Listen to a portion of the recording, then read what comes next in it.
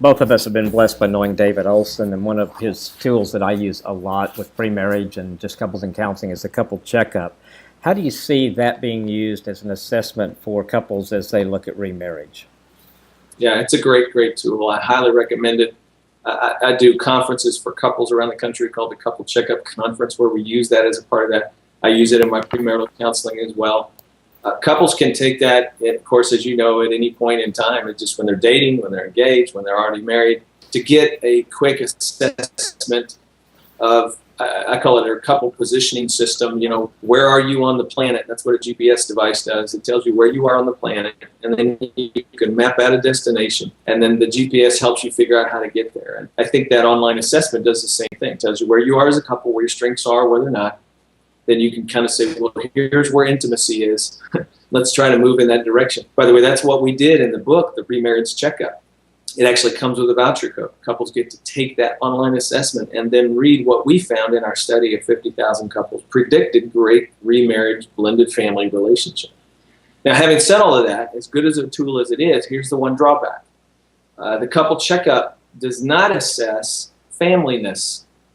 And I think there's a big distinction there. It assesses coupleness, the strength of your couple relationship. It does not really help you understand the strength of your family, step family, and the complexities of being a blended family. It doesn't really help you with that piece. That's something you've got to continue to seek out on your own in reading, studying, using our DVD series, watching videos like this.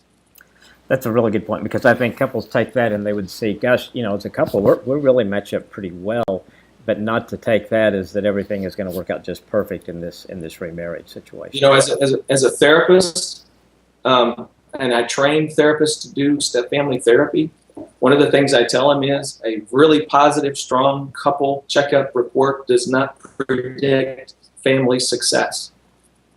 It predicts couple success, but it doesn't predict family success, and those are two different animals. And so, use it as one indicator, not the 100% guarantee. Yeah, this is a piece, and it's great that you look good in this area, but there's other pieces that have to fall into place there. One of the things I encourage couples to do is take a couple checkup like on an annual basis, just to kind of evaluate where their marriage is, and maybe to pick out one or two areas that they're going to really focus on that year. So they're always working on their marriage.